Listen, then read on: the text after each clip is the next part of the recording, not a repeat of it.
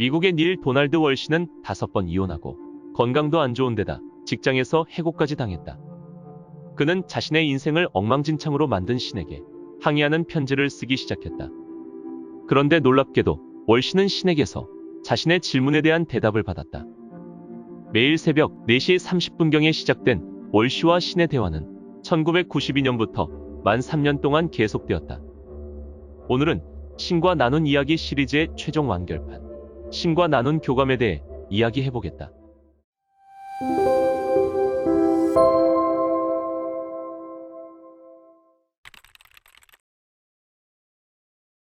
인간의 첫 번째 환상은 필요가 존재한다는 것이다. 우주의 필요는 존재하지 않는다. 뭔가가 필요한 건 특정 결과를 요구할 때뿐이다. 하지만 우주는 특정 결과를 요구하지 않는다. 우주 자체가 결과이기 때문이다.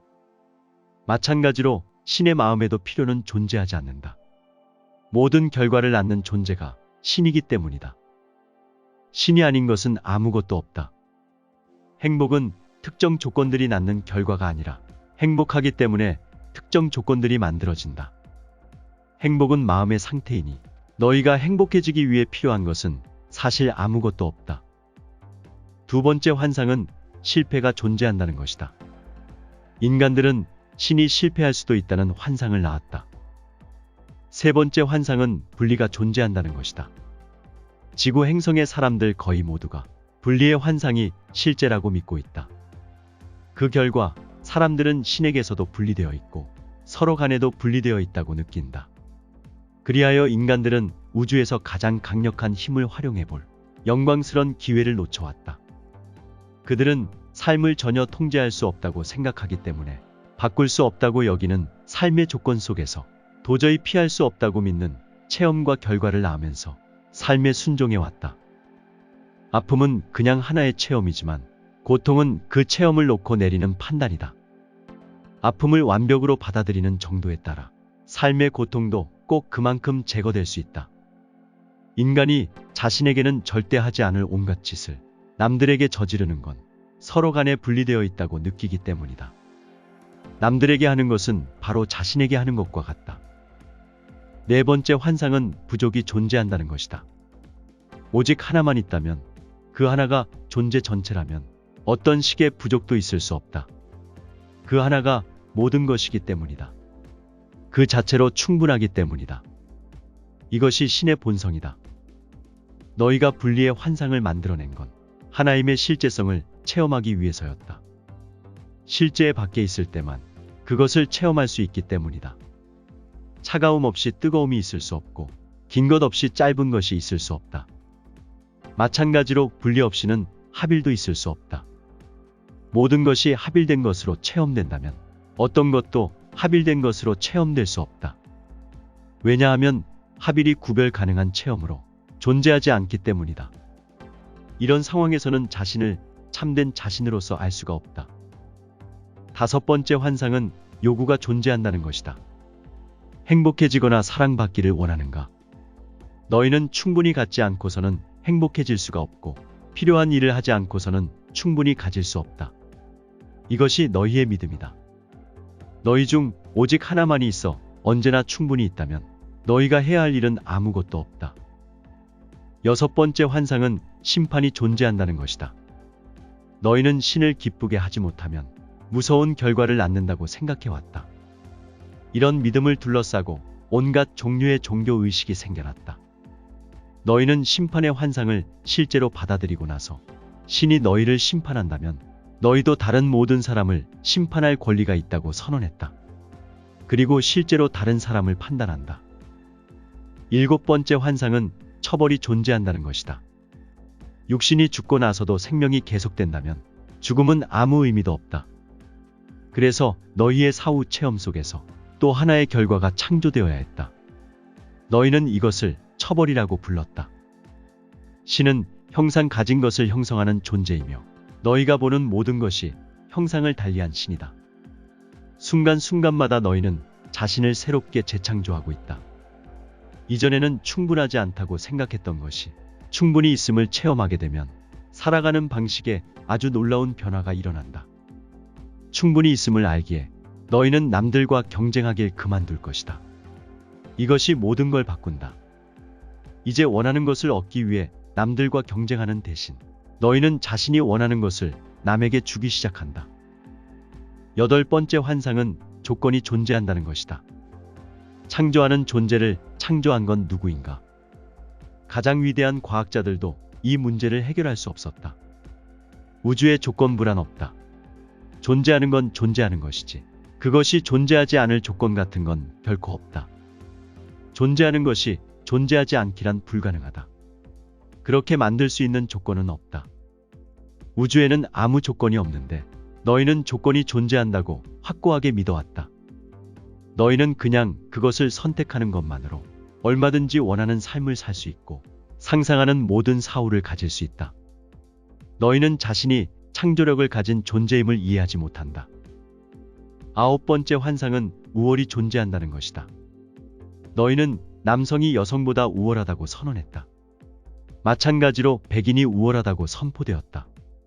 하지만 우월 같은 건 없다. 모든 것이 너희가 꾸며낸 것이다. 인간은 자신이 상대방보다 우월하다고 생각하기 때문에 서로를 굴복시키려고 한다. 모든 것이 하나이고 그 외에 다른 것은 없다. 열 번째 환상은 무지가 존재한다는 것이다. 인간 체험의 핵심에는 단 두 가지 에너지가 있다.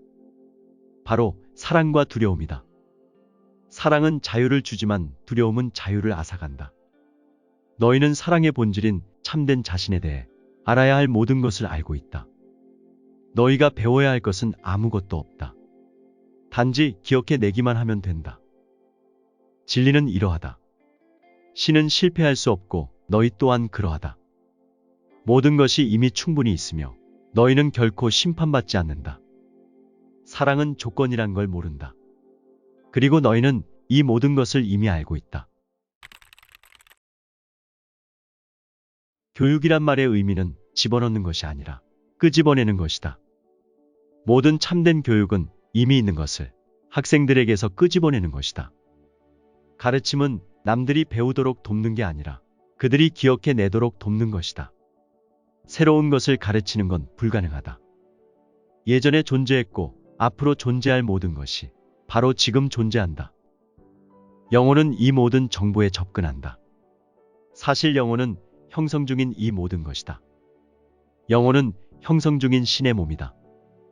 인류 의식이 깨어난 이 시기 동안 교사, 선각자, 구루 등으로 불렀던 이들은 사람들에게 참된 자신을 일깨우는 임무를 수행했다.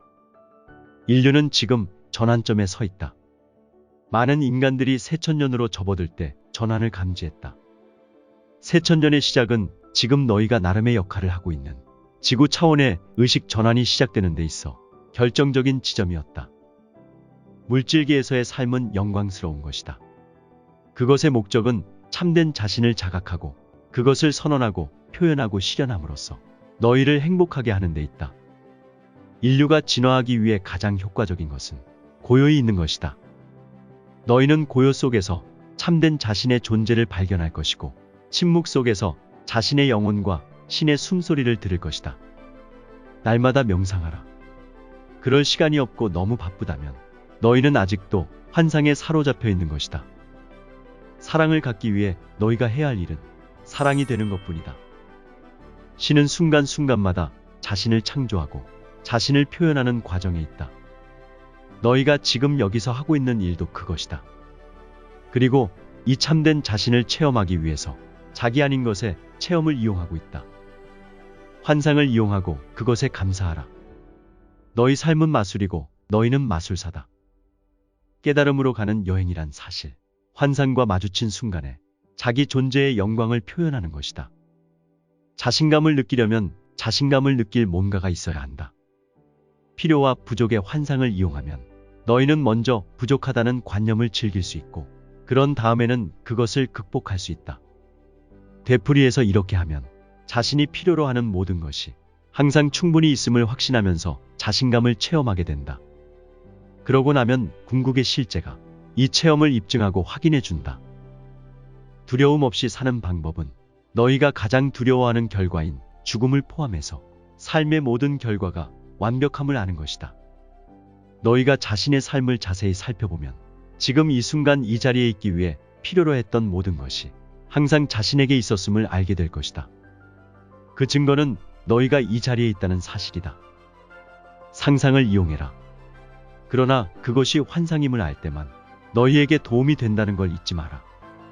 환상이 진짜라고 믿자마자 너희는 조심을 두려움으로 바꾸고 그것에 매달리기 시작한다. 사랑은 소유욕이 되고 소유욕은 강박이 된다. 집착의 덫에 걸린 것이다. 실패의 환상은 성공의 희열을 체험하기 위해 필요하다. 너희가 모든 것에서 성공한다면 너희는 어떤 것에서도 성공하고 있음을 체험하지 못할 것이다. 사실 실패 같은 건 없다. 많은 측면에서 자신을 드러내는 성공만이 있을 뿐이다. 이 단순한 깨달음이 모든 것을 바꾼다. 이것이 너희에게 명확해질 때 너희는 그 순간 감사와 놀라움에 사로잡히고 말 것이다. 그러니 너희 삶의 모든 실패에 감사하라. 굶주린 사람을 보면 그들을 먹여주고 헐벗은 사람을 보면 그들을 입혀줘라. 그러면 자신에게 부족이란 없다는 걸 체험하게 된다.